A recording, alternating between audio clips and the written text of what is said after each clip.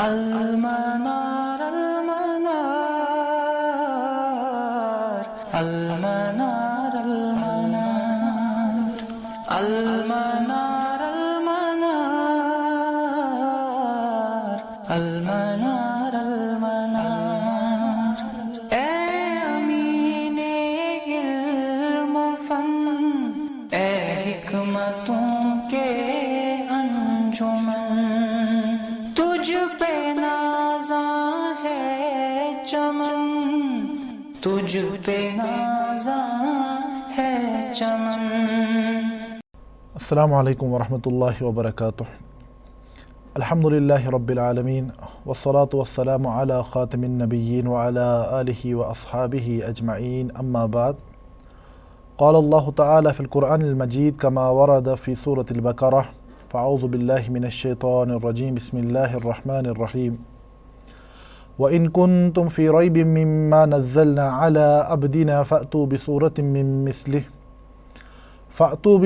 مِّن مِّثْلِهِ وَادْعُوا شُهَدَاءَكُم مِّن دُونِ اللَّهِ إِن كُنتُمْ صَادِقِينَ فَإِن لَّمْ تَفْعَلُوا وَلَن تَفْعَلُوا فَاتَّقُوا النَّارَ الَّتِي وَقُودُهَا النَّاسُ وَالْحِجَارَةُ أُعِدَّتْ لِلْكَافِرِينَ رب اشرح لي صدري ويسر لي أمري واحلل عقدة من لساني يفقهوا قولي اللهم أرنا الحق حقا وارزقنا اتباعه وأرنا الباطل باطلا وارزقنا اجتنابه اللهم وفقنا لما تحب وترضى سبحانك لا علم لنا إلا ما علمتنا إنك أنت العليم الحكيم۔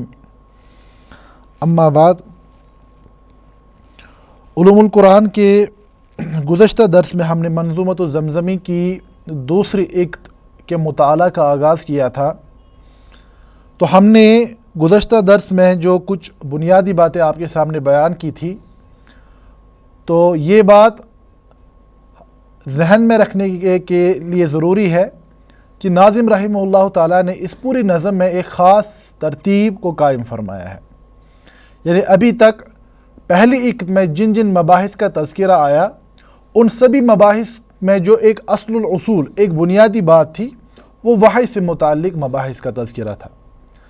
تو ہم نے دیکھا کہ وحی کن کن صورتوں میں نازل ہوئی، اور اس کے بعد مکی، مدنی اور اس سے متعلق دیگر مباحث کا ہم نے تفصیل سے یہاں تذکرہ کیا۔ اب اس کو آگے بڑھاتے ہوئے ناظم رحمہ اللہ نے نزول قرآن کی بحث کو مکمل کر کے اب یہ بات آپ تک پہنچا رہے ہیں کہ قرآن اللہ کے نبی صلی اللہ علیہ وسلم پر کب، کیسے نازل ہوا، اور اس کے بعد اللہ کے نبی صلی اللہ علیہ وسلم سے امت کی طرف قرآن کیسے منتقل ہوا۔ یعنی ہم جو یہ بات آج کہتے ہیں کہ ہمارے پاس بعین ہی وہی قرآن موجود ہے جو قرآن لے کر حضرت جبریل علیہ السلام نازل ہوئے تھے رسول اللہ صلی اللہ علیہ وسلم کی طرف، تو یہ کن علمی بنیادوں پر یہ بات کھڑی ہے؟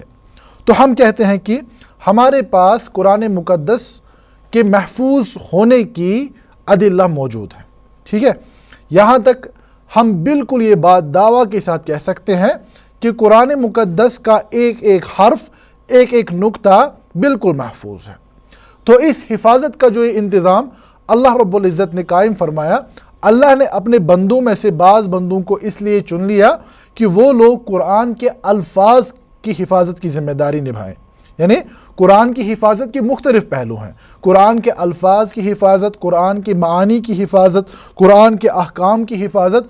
اب جہاں تک قرآن کے الفاظ کی حفاظت کا تعلق ہے، تو یہ کام اللہ رب العزت نے قراء سے لیا۔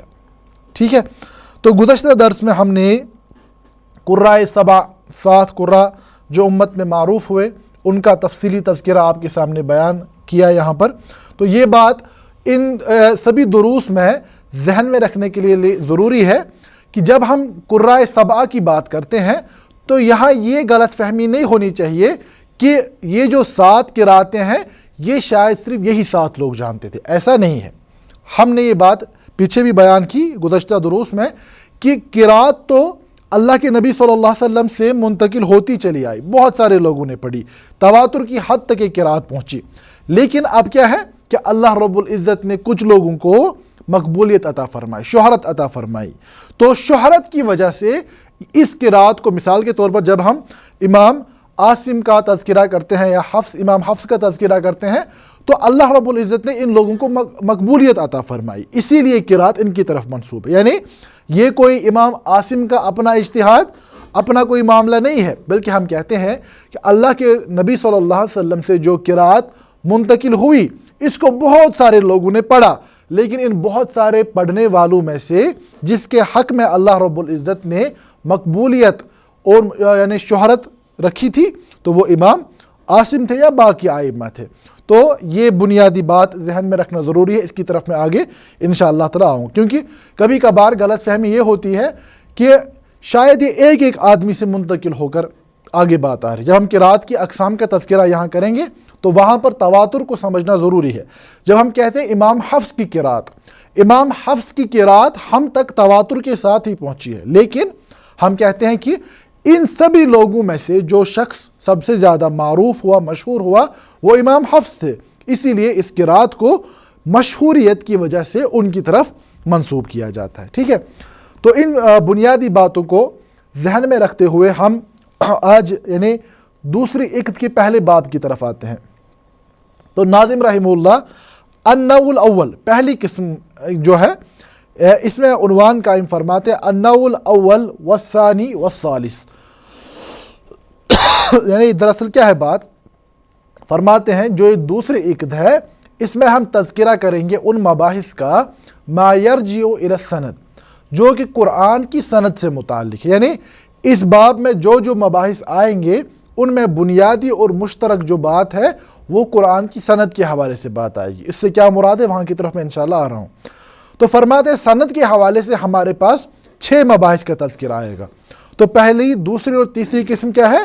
المتواتر والآحاد والشاذ، المتواتر والآحاد والشاذ۔ اگر آپ دیکھیں گے ان اصطلاحات کو ہم علم حدیث میں بھی پڑھتے ہیں، متواتر کو، آحاد کو، شاذ کو، تو علم حدیث میں ان کا جو معنی ہے اس سے بہت ہی متقارب، بہت ہی قریب معنی یہاں علوم القرآن میں بھی پایا جاتا ہے۔ تو بہرحال اس یعنی بحث میں جو ہے یعنی اس نوع میں، اس عقد میں ناظم رحمہ اللہ نے 6 مباحث کا تذکرہ فرمایا ہے۔ وہ کیا کیا ہے؟ المتواتر والآحاد والشاذ، یعنی پہلی بحث کیا ہے؟ متواتر، دوسری بحث کیا ہے؟ الآحاد، تیسری الشاذ، چوتھی قرات النبی صلی اللہ علیہ وسلم الواردۃ عنہ، اور چوتھی پانچویں الرواة والحفاظ من الصحابہ الذین اشتہروا بحفظ القرآن و اقرائہ، یعنی ان صحابہ کا تذکرہ جو قرآن مقدس کو حفظ کرنے اور پڑھانے کے حوالے سے مشہور ہوئے۔ اور چھٹی بحث کیا ہے اس عقد میں؟ الرواة والحفاظ من التابعین الذین اشتہروا بحفظ القرآن و اقرائہ، تابعین میں سے جو لوگ قرآن کو پڑھنے اور پڑھانے کے حوالے سے معروف ہوئے۔ تو جو بات میں نے اس سے پہلے بھی عرض کی، تو یہ جو نوع ہے یعنی یہ جو 6 انواع ہیں، ان میں جو بنیادی اصل ہے یعنی جو مشترک بات ان میں ہے وہ کیا ہے کہ یہاں ہم قرآن کی سند کے حوالے سے بات کر رہے ہیں، ٹھیک ہے۔ تو سند جیسا کہ آپ سب لوگ جانتے ہیں اصطلاحی طور پر کسے کہا جاتا ہے؟ سند سلسلۃ الروات التي تنتہی الی منقول، یعنی سند راویوں کا ایک ایسا سلسلہ ہے جو انتہا پر پہنچتا ہے، کہاں؟ یعنی بات کہنے والے تک۔ یہ تو عمومی معنی ہوئے۔ اگر ہم دیکھیں گے قرآن کی سند، حدیث کی سند، کبھی کبھار کسی نظم کی سند ہوتی ہے۔ نظم کی سند کیا ہوگی کہ جو یہ نظم بیان کر رہا ہے اس سے برابر نظم لکھنے والے تک جو راویوں کا سلسلہ چلے گا اس سے ہم سند کہتے ہیں، یعنی یہ جو ہے اس کی اصطلاحی تعریف ہے، ٹھیک ہے۔ تو اب جہاں تک ہم علوم القرآن کی بات کرتے ہیں، حدیث میں آپ سند کے کیا کیا شرائط ہیں، کیا قواعد ہیں، وہاں پر تفصیل سے آپ علوم الحدیث میں پڑھ چکے ہیں۔ تو جب ہم یہاں علوم القرآن کے حوالے سے سند کی بات کرتے ہیں تو یہاں پر 3 مختلف طریقوں میں یہ لفظ استعمال ہوتا ہے۔ ایک ہم کہتے ہیں سند قرات، یعنی کسی قرات کی سند، ٹھیک ہے۔ اس سے کیا مراد ہے؟ وہو السند الذی ینتہی الی اختیار قراءۃ مضافۃ الی امام متبوع فیہا۔ تو ہم کہتے ہیں کہ یہ راویوں کا وہ سلسلہ ہے جو کہاں پر جا کر رکتا ہے؟ کسی ایک امام پر ان میں سے جو ائمہ قرات کے حوالے سے مشہور ہوئے، یعنی جو 7 قراء جن کا تذکرہ ہم نے کیا، تو وہ سند جو برابر پہنچتی ہو 7 قراء میں سے کسی قاری تک، یعنی جو امامت کے درجے پر فائز ہے، جس کو قرات میں اختیار کا درجہ حاصل ہے، جب یہ سند برابر پہنچتی ہو کہاں تک؟ امام تک، یعنی امام سے کیا مراد ہے؟ قراء 7 میں سے کسی بھی ایک امام تک، تو ہم کہتے ہیں کہ یہ کیا ہے؟ سند قرات، یہ قرات کی سند ہے، ٹھیک ہے۔ دوسرا لفظ استعمال ہوتا ہے، دوسری اصطلاح سند روایت، روایت۔ یہاں بنیادی طور پر 3 الفاظ ہیں، قرات، روایت اور طریق۔ قرات، روایت اور طریق۔ قرات ہم کہتے ہیں جو کہ برابر امام تک سند پہنچے، روایت ہم کہتے ہیں کہ جب سند پہنچتی ہو کہاں تک؟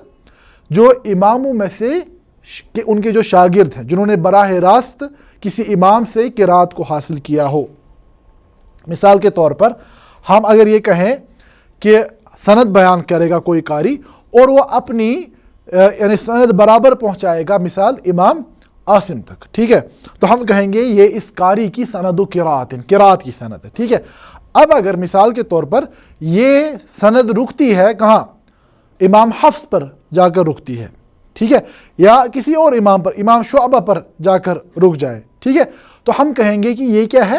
سند روایت، ٹھیک ہے، سند روایت۔ کیونکہ اب کیا ہے؟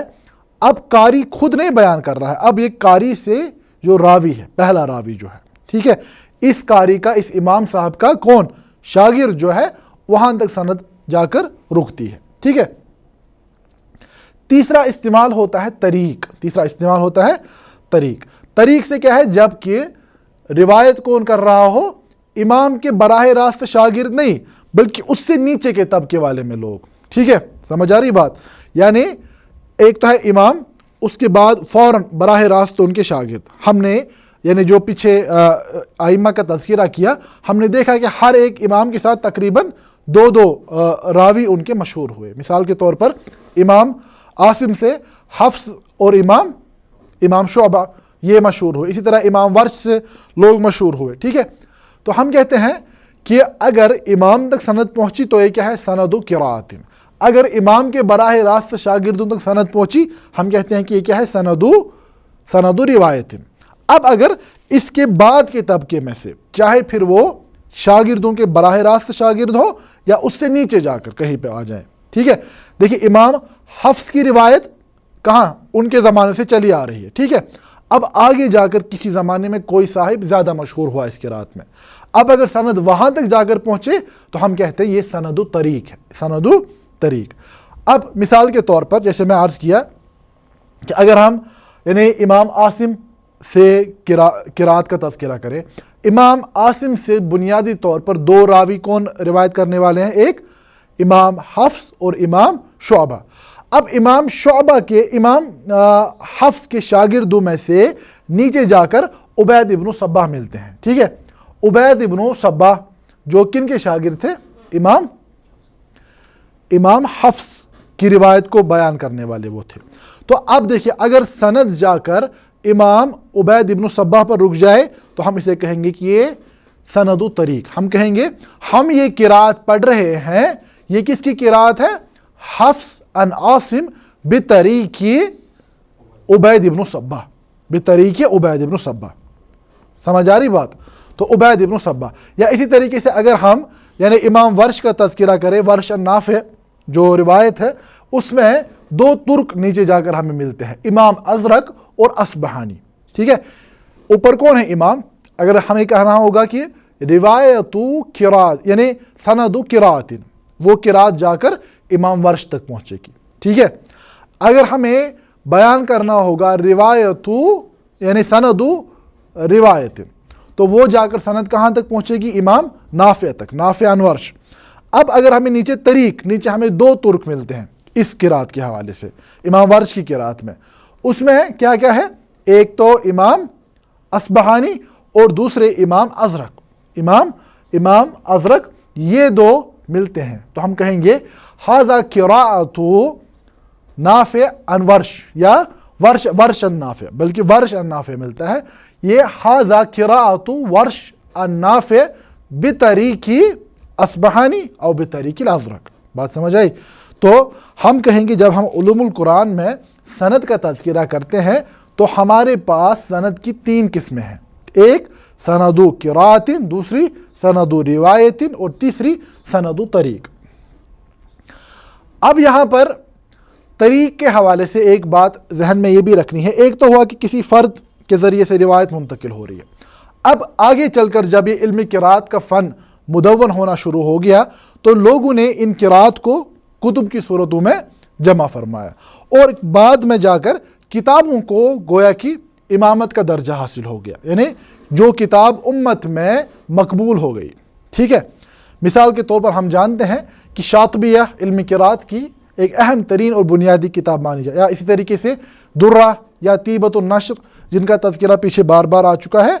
तो ये किताबें इल्मुल क़िराअत की मारूफ तरीन किताबें हैं। ठीक है, अब हम कहेंगे मिसाल के तौर पर अगर ये कोई किताब यानी कोई रिवायत कोई क़िराअत बयान की जा रही है, हम कहेंगे हाज़ा क़िराअतु हफ्स अन आसिम मिन तरीक़ शातिबिया। बात समझ आ रही है? तो वहाँ पर हम शागिर्दों के बजाय इन किताबों की तरफ मंसूब करते हैं क़िराअत को। बात समझ आ रही है? तो इन किताबों ने किसी क़िराअत के कवायद के हवाले से उसमें मुकम्मल अहाता कर लिया, इसीलिए उस क़िराअत के हवाले से कोई किताब इमामत के दर्जे पर फाइज यानी मकबूल किताब हो गई। ठीक है, तो हम कहेंगे कि तरीक़ 2 तरीक़ों में इस्तेमाल होता है। जो ये लफ्ज़ सनद तरीक़ हम कहते हैं, या तो हम कहते हैं कि शागिर्दों के बाद वाले किसी तबके में कोई साहिब मशहूर हुआ किसी क़िराअत में तो उसे हम कहते हैं कि ये एक तरीक़ है, या कोई किताब जो मारूफ हो गई हो इल्म क़िराअत में और जिसे मकबूलियत का दर्जा हासिल हो गया हो, जिसे मिसाल के तौर पर शातिबिया है, दुर्रा है, या हम कहते हैं तीबत नश्र है। तो ये मुख्तलिफ तुरुक हैं। बात समझ आ रही है? तो इस बुनियादी मुकदमे को जहन में रखते हुए हम इस बाब को समझने की कोशिश करेंगे। नाज़िम रहमहुल्लाह ने इस बाब में 6 मसाइल का तज़किरा, एक तो है 6 अनवा। ठीक है, अब यहाँ 6 मसाइल का मैं तज़किरा कर रहा हूँ। वो क्या है? पहली जो बात नाज़िम समझा रहे हैं, कौनु क़िराअतिल क़ुर्रा'i सब'a मुतवातिरा, यानी बुनियादी तौर पर नाज़िम रहमहुल्लाह ने जो उन्वान कायम फरमाया ऊपर, मुतवातिर, अहाद और शाज़। मुतवातिर क़िराअत से क्या मुराद है, अहाद से क्या मुराद है और शाज़ से क्या मुराद है। अब इसके साथ कुछ ज़ैली मबाहिस का तज़किरा भी आया है। कुल मिलाकर 6 मुख्तलिफ मसाइल बनते हैं। एक कि नाज़िम रहमहुल्लाह ये बात समझा रहे हैं कि क़ुर्राए सबआ से जो मुंतकिल यानी रिवायत आ रही हैं तो उन्हें तवातुर का दर्जा हासिल है, मुतवातिर क़िराअत। दूसरा मारिफतु मा युअमलु बिही मिनल क़िराअत, तो दूसरा बाब है, दूसरा मसला है कि क़िराअत में से किस वाली क़िराअत पर अमल किया जाएगा। तीसरा मसला कौनु क़िराअत सलासति आहादन व मा युल्हक़ु बिहा, यानी क़िराअत में यानी क़िराअत आहाद का तज़किरा और उससे मुताल्लिक़ मबाहिस। चौथा मारिफतु शाज़, कि शाज़ क़िराअत का तज़किरा। अभी मैं ये लफ्ज़ इस्तेमाल कर रहा हूँ शाज़ क़िराअत, लेकिन ये लफ्ज़ बुनियादी तौर पर इस्तेमाल करना दुरुस्त नहीं है। वो मैं इसलिए इस्तेमाल कर रहा हूँ ताकि बात आगे चलकर पूरी समझ आ जाए। पांचवा मसला क्या है? मारिफतु मा युक़रअु बिही मिनल क़िराअत, यानी जो मुख्तलिफ़ क़िराअत हम तक मुंतकिल हो रही हैं इनमें से किन किन को बतौर कुरान पढ़ना जायज़ है। ठीक है, और छठा जो मसला है वह है शुरूत सिहतिल क़िराअतिल कुरानिया, यानी कौन सी क़िराअत सही है, मकबूल है और कौन नहीं है। क़िराअत को कबूल करने के शराइत क्या क्या हैं वो मैं पिछले दर्स में पढ़ा चुका हूँ, उसका दोबारा से तज़किरा आएगा। ठीक है, तो सबसे पहली बात नाज़िम रहमहुल्लाह ने अनवाउल क़िराअत, यानी हमारे पास क़िराअत के बाब में इमाम सुयूती रहमहुल्लाह ने 6 मुख्तलिफ अनवा का तज़किरा किया है। एक हम कहते हैं अल क़िराअतुल मुतवातिरा, दूसरा अल मशहूर, तीसरा अल अहाद, चौथा अशाज़, मौज़ू और मुदरज। ठीक है, क़िराअत मुतवातिरा से क्या मुराद है? इसकी तारीफ़ में बयान किया जाता है हुआ मा रवाहु जमउन ला युमकिनु तवातुहुम अलल कज़िब अन मिस्लिहिम इला मुंतहा सनद। तो फरमाते हैं कि तवातुर से क्या मुराद है? ये ऐसी क़िराअत है कि यहाँ पर भी जैसे इल्म हदीस में हम पढ़ते हैं तवातुर से मुराद है कि लोगों की इतनी कसीर जमात रिवायत करे جن کا جھوٹ پر جمع ہونا ناممکن ہے، محال ہے، ٹھیک ہے. یعنی لیکن یہ تواتر ہر ایک طبقے میں پایا جانا ضروری ہے سند کے اختتام تک. بات سمجھ آ رہی ہے؟ تو ہم کہتے ہیں کہ یہ تواتر کے معنی ہے. تو متواتر قرات کی کیا مثال ہے؟ اس پر سبھی یعنی علم قرات کے ماہرین علماء کا یعنی اس پر اجماع ہے کہ متفقت الترک فی نقلہ عن السبع وہذا هو الغالب فی القرات. فرماتے ہیں قراء سبع کی جو قرات ہے، قراء سبع کی جو قرات ہے، ان کی قرات یہ متواتر قرات کی ایک بنیادی قسم ہے، ٹھیک ہے. اور اکثر یعنی ہم کہتے ہیں کہ جو قراء سبع ہے قرات میں سے ان کا جس بات پر اتفاق ہے، ٹھیک ہے، تو وہ تواتر کی قسم ہے، ٹھیک ہے. یہاں پر دوبارہ سے وہ بات جو میں نے ابتدا میں عرض کی تھی، جب ہم یعنی ائمہ کا تذکرہ کرتے ہیں، قراء سبع کا تذکرہ کرتے ہیں، تو قراء سبع سے یہ مراد نہیں کہ یہ 7 لوگ اس قرآن کو ایسے تلاوت کر رہے تھے یا قرات ایسے پڑھ رہے تھے، بلکہ ہم کہتے ہیں کہ لوگوں کی ایک کثیر جماعت نے قرآن کو اس طریقے پر پڑھا، لیکن ان بہت سارے لوگوں میں سے 7 لوگ مشہور ہوئے، ٹھیک ہے. جیسے کہ فقہ میں بھی بہت سارے ائمہ تھے، لیکن اللہ رب العزت نے 4 لوگوں کو زیادہ امت میں مقبولیت عطا فرمائی. تو بہرحال جو قراء سبع جہاں جہاں پر اتفاق رکھتے ہوں مکمل طور پر، تو ہم کہتے ہیں کہ یہ تواتر کی مثال ہے. اور علم قرات کا غالب حصہ یہی ہے کہ ائمہ سبع کا اتفاق اس پر پایا جاتا ہے. دوسری قسم ہے قرات کی جنہیں ہم کہتے ہیں المشہور، وَهُوَ مَا صَحَّ سَنَدُهُ وَلَمْ يَبْلُغْ دَرَجَةَ التَّوَاتُرِ وَوَافَقَ الرَّسْمَ وَالْعَرَبِيَّةَ وَاشْتَهَرَ عِنْدَ الْقُرَّاءِ فَلَمْ يَعُدُّوهُ مِنَ الْغَلَطِ وَلَا مِنَ الشُّذُوذِ. فرماتے مشہور سے مراد ہے کہ یہ وہ سند ہے جو سند تو درست ہو، جس کے راوی ثقہ ہو، لیکن یہ تواتر کے درجے پر نہ پہنچی ہو، تواتر کے درجے پر نہ پہنچی ہو. اور رسم اور عربیہ، اس سے کیا مراد ہے وہ میں پیچھے بھی سمجھا چکا ہوں کہ شروط القرات صحیح ہے، قرات کی صحیح ہونے کی جو شرائط ہیں اس میں امام ابن الجزری رحمہ اللہ کا ایک قول مشہور ترین ہے، فَكُلُّ مَا وَافَقَ وَجْهَ نَحْوٍ. ہر کوئی وہ قرات جو نحو کے کسی طریقے سے یعنی مطابقت رکھتی ہو. اس سے کیا مراد ہے وہ میں گزشتہ درس میں سمجھا چکا ہوں. وَكَانَ لِلرَّسْمِ احتمال يَحْوِي، اور وہ رسم عثمانی اس کا احاطہ کرتی ہو، وَلَوْ احتمالاً، احتمال سے کیا مراد ہے وہ بھی گزشتہ درس میں آ چکا ہے. وَصَحَّ اِسْنَادًا، اور سند درست ہو. فرماتے ہیں هُوَ الْقُرْآنُ، بس وہ قرات وہی قرآن ہے. یعنی 3 شرائط ہیں. کیا کیا؟ ایک تو عربی لغت کی کسی وجہ سے مطابقت ہونی چاہیے، یعنی عربی لغت کے جو اسالیب استعمال ہوتے ہیں عربوں کے یہاں ان سے مطابقت پائی جاتی ہو، چاہے وہ مرجوح ہی کیوں نہ ہو. اس کا تذکرہ گزشتہ درس میں آ چکا ہے. وَكَانَ لِلرَّسْمِ، اور رسم عثمانی اس کا احاطہ کرتی ہو، اس کے خلاف نہ جاتی ہو. وَصَحَّ اِسْنَادًا، اور سند اس کی درست ہو. فَهَذِهِ ثَلَاثَةُ الْأَرْكَانِ، امام ابن الجزری رحمہ اللہ فرماتے ہیں کہ یہ 3 ارکان ہیں قرات کے صحیح ہونے کے. اب ان تینوں میں سے اگر کسی ایک بھی رکن میں خلل پایا جاتا ہے تو یہ قرات صحیح نہیں ہوگی، بلکہ یہ شاذ قرات ہونے پر دلالت کرے گی. اب دیکھیں یہاں پر متواتر کے بعد جب ہم مشہور کا تذکرہ کرتے ہیں، ہم کہتے ہیں کہ اس میں سند پائی جاتی ہے، درست سند پائی جاتی ہے. دوسرا، اس میں رسم عثمانی کی مخالفت نہیں ہو جائے، ووافق الرسم، رسم عثمانی کی موافقت پائی جاتی ہے. والعربیہ، اور یعنی جو اس میں نے عرض کیا تھا کہ اسالیب لغت عرب کی بھی خلاف نہیں ہوتی، اور قراء کے نزدیک یہ معروف ہوتی ہے، اور علماء نے اسے غلط یا شاذ قرار نہیں دیا ہو. اب صرف کیا بات تواتر اور یہاں فرق رہتی ہے کہ یہ روایت کے اعتبار سے تواتر کے درجے تک نہیں پہنچتی ہے، ٹھیک ہے. یعنی ہر ایک طبقے میں تواتر کی حد تک راوی موجود نہیں ہوتے. تو اس کی مثال کیا ہے؟ فرماتے مختلفت الطرق فی نقلہ عن السبع، یعنی قراء سبع سے جو قرات منتقل آ رہی ہیں اس میں ساری چیزیں تو پائی جاتی ہو، لیکن قراء سبع کا اتفاق نہیں پایا جاتا ہو، ٹھیک ہے. مثال کے طور پر بعض راویوں نے روایت کیا ہو، بعض نے نہیں کیا ہو، ٹھیک ہے. تو ہم کہتے ہیں کہ یہ ایسی قرات جو ہے یہ مشہور ہے. ٹھیک ہے.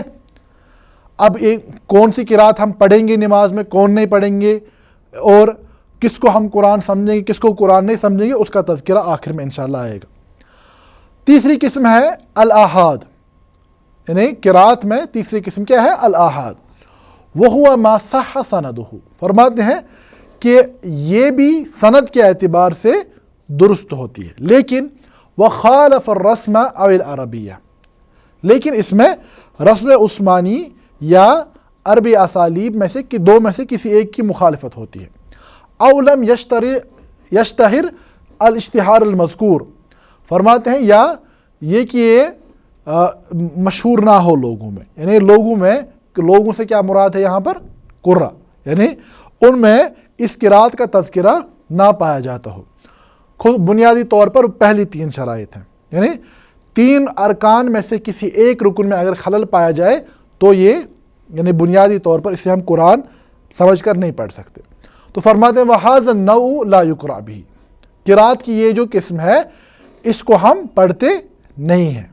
وَلَا يَجِبُ اعْتِقَادُهُ, اور اس کو قرآن سمجھنا, اس کا اعتقاد رکھنا ضروری نہیں ہے. مثالہ, اس کی مثال کیا ہے؟ ما اخرجہ الحاکم فی مستدرکہ من طریق عاصم الجحدری عن ابی بکرہ ان النبی صلی اللہ علیہ وسلم قرأ. فرماتے ہیں امام حاکم نے اپنی مستدرک میں ابو بکرہ رضی اللہ تعالیٰ عنہ سے روایت بیان کی ہے کہ اللہ کے نبی صلی اللہ علیہ وسلم نے پڑھا متکئین علی رفائف خضر و اباقری حصان. اگر آپ دیکھیں گے اس روایت میں جو یعنی ہم سے کیا مراد ہے؟ حفص عاصم والی روایت جو ہے, یا باقی جو روایتیں ہیں ان میں کیا ہے؟ متکئین علی رفرفن, متکئین علی رفرفن خضر و ابقری حصان. ٹھیک ہے. اب اگر آپ دیکھیں گے یہاں پر رفائف جو ہے باقی قرات میں جو ہے, یعنی جو متواتر قرات ہے اس میں کیا ہے؟ رف رف. اب رف رف کو رفائف پڑھنا رسم عثمانی کی مخالفت ہے, رسم عثمانی کی مخالفت. اس میں احتمالاً بھی نہیں پڑھا, جیسے ہم نے شروع میں بات پڑھائی تھی کہ ملکی جو ہم لکھتے ہیں مالک یوم الدین, اس میں ملکی کا احتمال ہے, مالکا کا احتمال ہے, مالکی کا بھی احتمال ہے. ٹھیک سمجھ آ رہی بات؟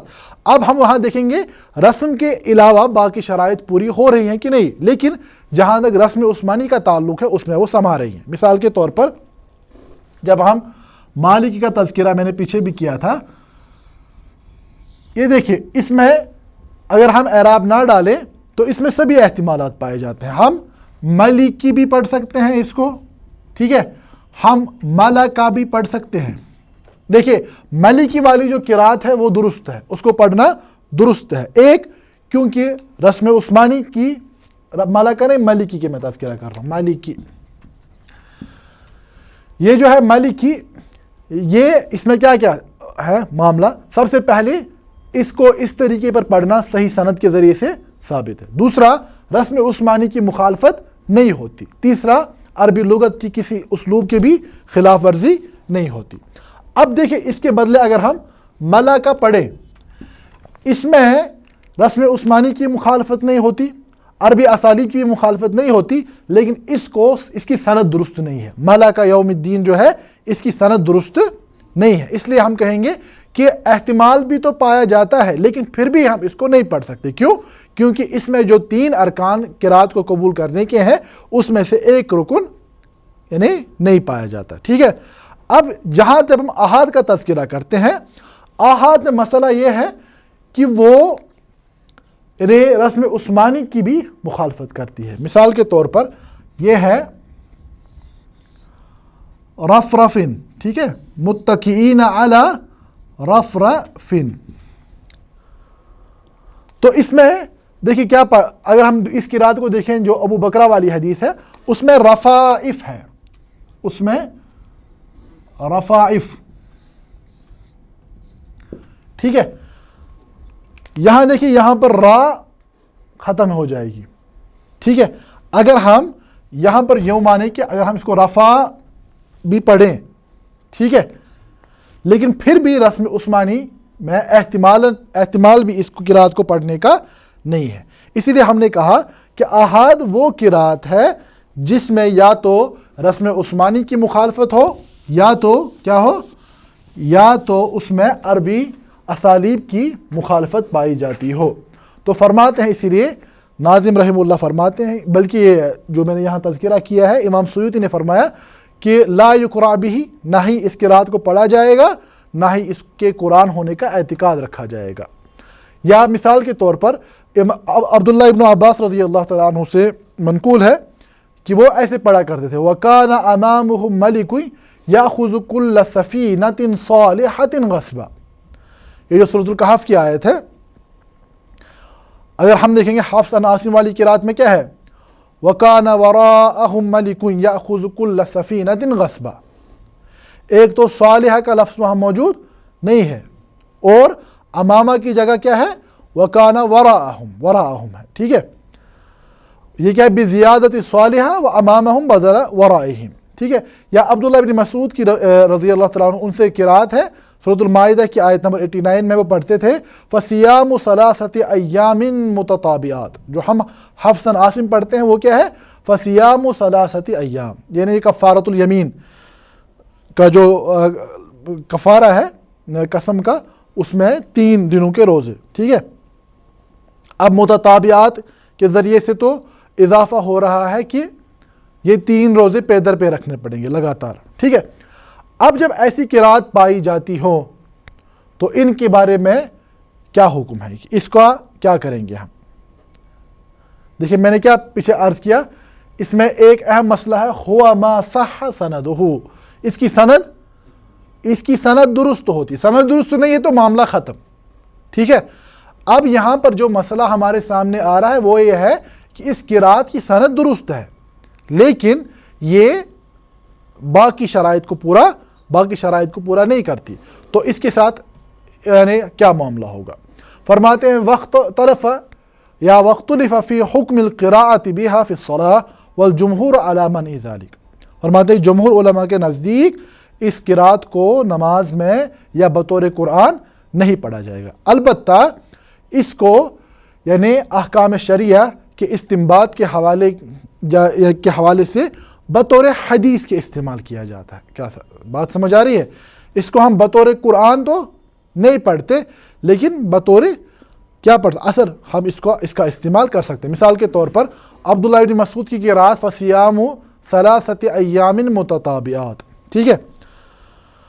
اس کی بنیاد پر اگر یہ بات کہی جائے کہ ان 3 روزوں کو میں تتابع پایا جانا ضروری ہے، ٹھیک ہے، تو وہ احتجاج کی بنیاد بن سکتی ہے۔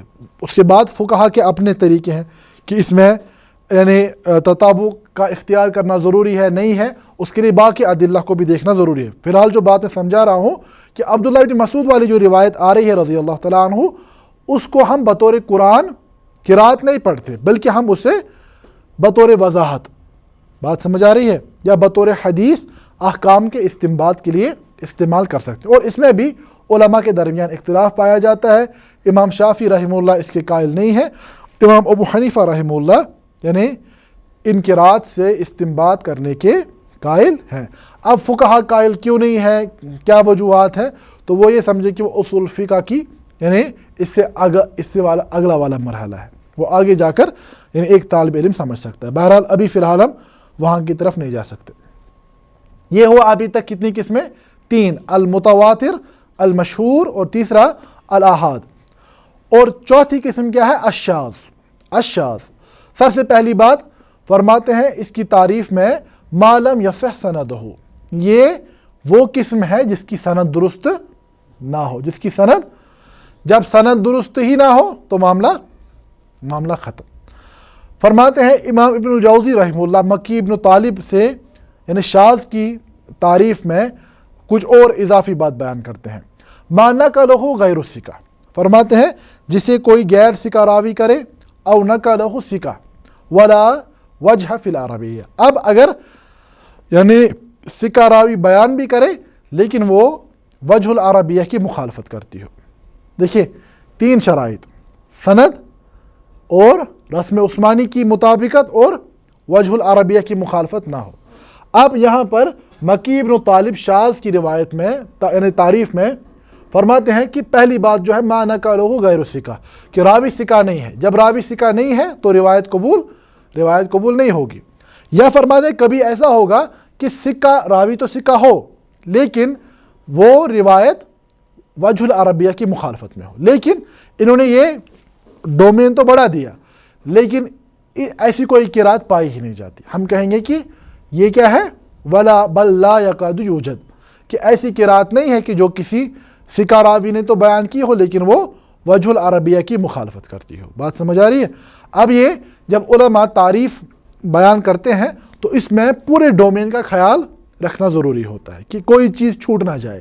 ان چیزوں کا احاطہ کرنے کے لیے کبھی کبھار علماء تعریف کے ڈومین کو بڑھاتے ہیں. ہم کہیں گے کہ تعریف کے حوالے سے یہ بات تو کہی گئی لیکن حقیقت میں وہ ہوا قلیل جداً بل لا یکاد یوجد، کہ ایسی کوئی روایت نہیں پائی جاتی. پانچویں قسم کیا ہے؟ الموضوع وہی التی لا اصل لہا، یہ ایسی قرات ہے جس کی کوئی اصل نہیں ہے. ای ما روی بلا اسناد، یعنی جو بغیر کسی سند کے بیان کی گئی ہو. وذالک ان القراءات توقیفیہ.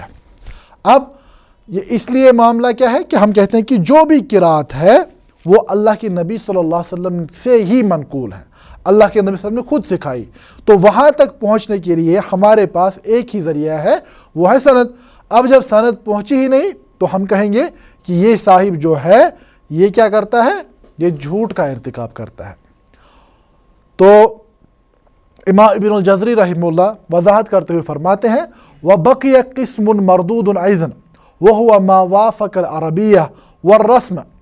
اب یہاں دیکھیں، یہاں پر رسم عثمانی بھی کی بھی مخالفت نہ ہو اور وجہ عربیہ کی بھی مخالفت نہ ہو لیکن سند ہو ہی نہیں، تو ہم کہیں گے فَهَذَا رَدُّهُ أَحَقُّ وَمَنْعُهُ أَشَدُّ وَمُرْتَقِبُهُ مُرْتَقِبٌ لِعَظِيمٍ مِنَ الْكَبَائِرِ. یعنی ایسی بے سند قرات بیان کرنے والا کبیرہ گناہ کا شکار ہو رہا ہے کہ اللہ کے نبی صلی اللہ علیہ وسلم نے فرمایا من کذب علی متعمدا فلیتبوأ مقعدہ من النار.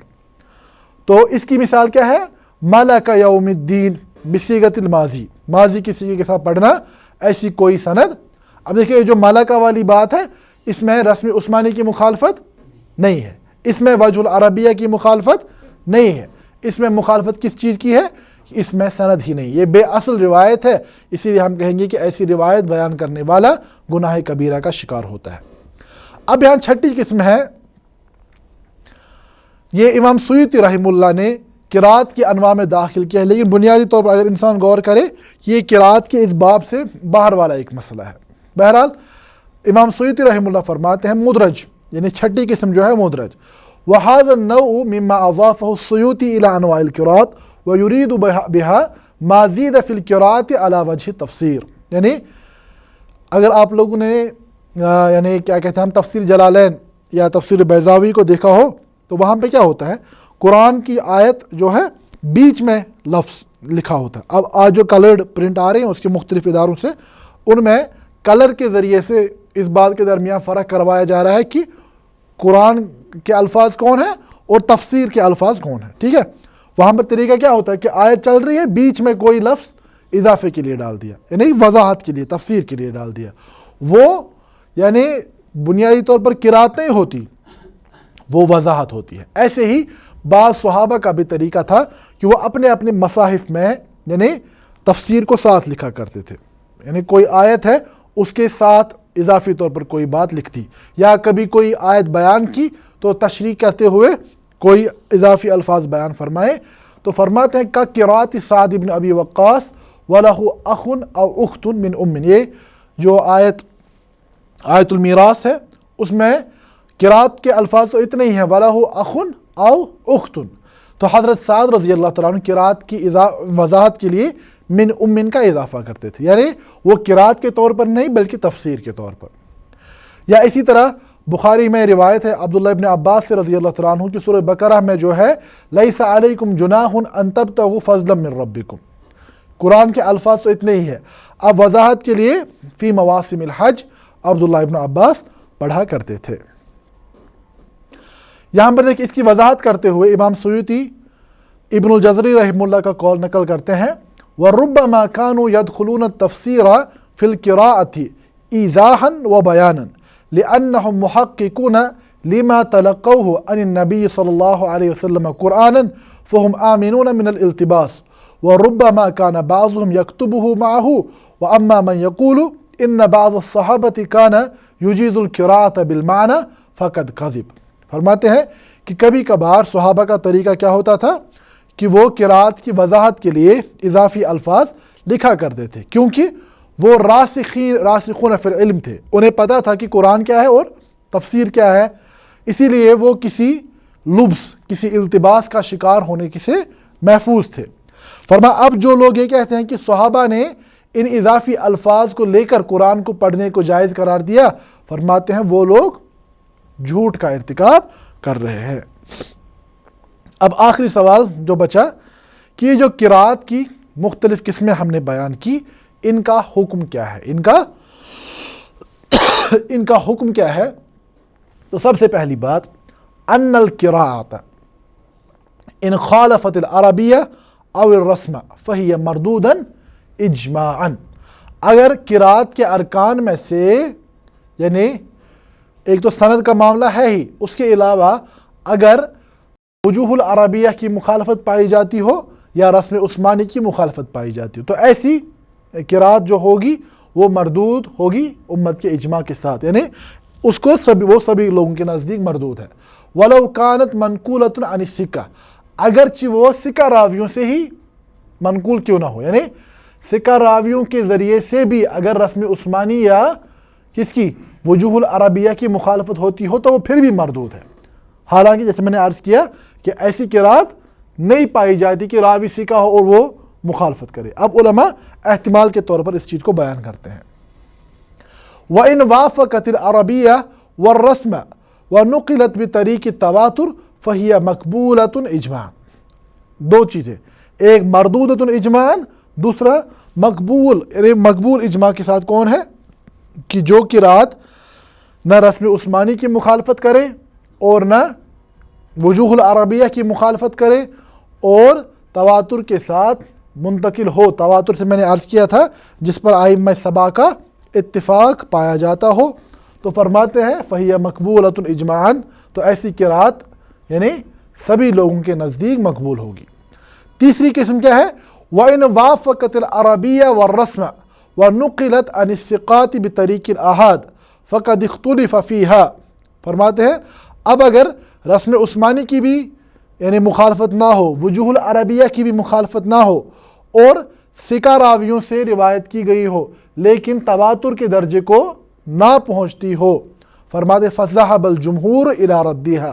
لیکن فرماتے ہیں اس میں جمہور علماء کا مسلک ہے کہ اس کو بھی بطور قرآن قبول نہیں کیا جائے گا.